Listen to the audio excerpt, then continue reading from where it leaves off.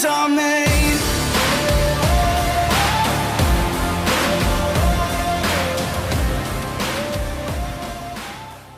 So the engine is now completely painted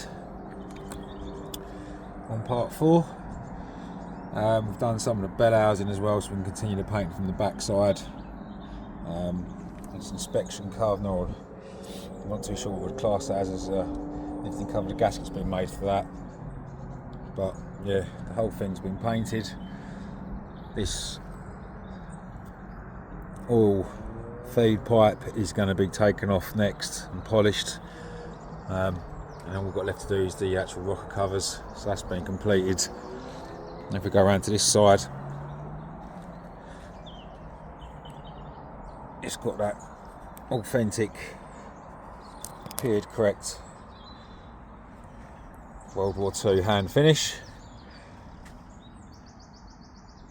This we're going to polish, obviously keep this cleaned up, but there she is in all her glory. Just take the ID plates off because we're not going to risk taking out the screws just in case we can't get them back in. But what you can notice is, now it's been painted, is how crude the castings are on this block, which is normally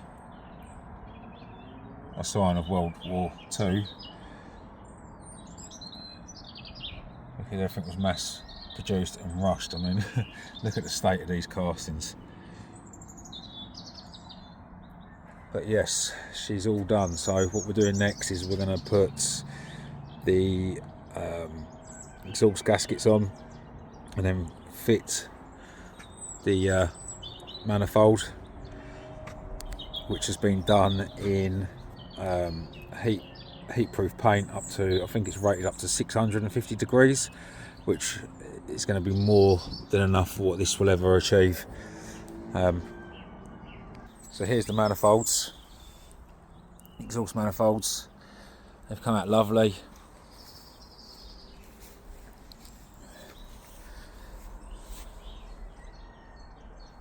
Really nice job, straight out of an aerosol. They're all touch dry now, they've been cured for 24 hours. So we'll be putting these on in a mow, followed by the exhaust gaskets, which we have heat sunk again. So the way heat sink copper is, you can place it into a boiling pan of water, heat up to 100 degrees boiling point, drop your copper gaskets in or washers, it'll cause them to swell again, and then you'll get a second life out of them. And due to the fact of how old this engine is and how rare the parts are, it's the only way we can reuse the original copper exhaust gaskets. So here they are, all been cleaned, etched and re-swollen. 6 gaskets, 6 outlets. We'll be putting them on now. One thing to note is you basically got an inner ream here, and on the other side you've got a wider flanged area. When these were demobbed before we took it down, the smaller inside ream or flanged area is the side that goes against the block, or the head should I say, sorry, and the flared flange is what the manifold butts against. So I'll just show you. I'll chuck one of these on now. So that should technically sit somewhere like that. Obviously got to take that nut off, but as you can see, she looks good. So bear with, I'll get all of these fitted, give you a quick update on that, and then all the exhaust gaskets are on, ready and seated in position. So next part will be installing the manifold. So before we install it, we did give this a brief spray just to stop it from rusting. So with the die grinder and a polishing head, we've just etched the top of it off to shine it back, get rid of all the gasket material and residue of the paint left over, and now we are ready to install. So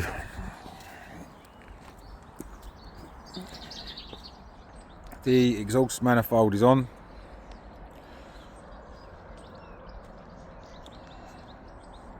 Looks very well.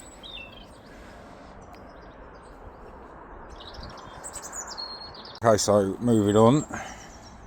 Today we have dressed the surfaces for the vacuum pump. We've now installed the gasket. This will sit like so into there. Nip it up some bolts. We've got a new gasket to put on top, and yeah, she's starting to go back together.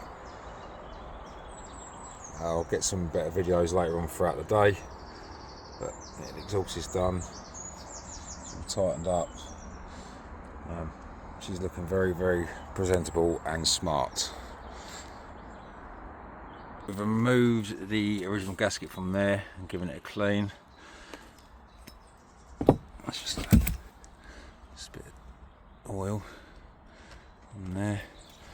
Yeah, she's polished and cleaned. So we'll put the gasket on, like so.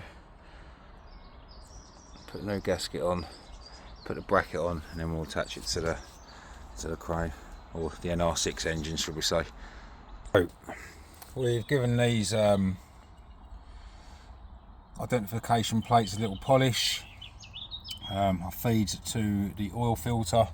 As you now can see, we are properly utilising the old BSF and Whitworth spanners. It seems to be the easiest way to go. All the brass has been polished up on the vacuum pump and the dog drive. Identification plates, same on the back. We've polished up these vacuum lines, same again now, and below. And yeah, she's starting to take shape. I've just done an oil breather, which shockingly is made out of copper. We're going to leave this pipe. I was thinking about painting it black or doing it silver, but I like the patina on it, so we'll probably just put a little thin layer of oil over it to protect it, and leave it as is. But yeah, she's starting. The sacrificial cog's got been cleaned and put in place as well. It's made out of like a ply, but yeah, she's starting to look good.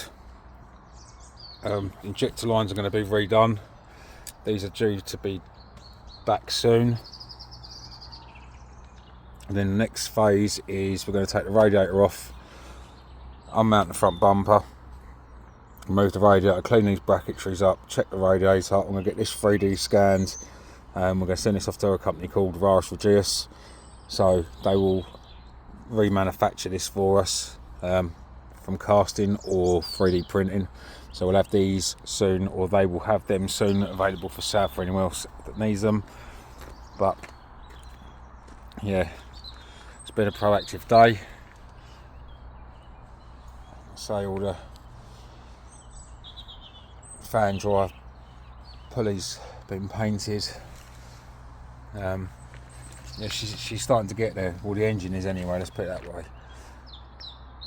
This has got to be sent off and get polished better. New nuts coming.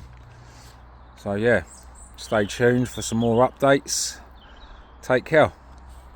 This is how legends are made.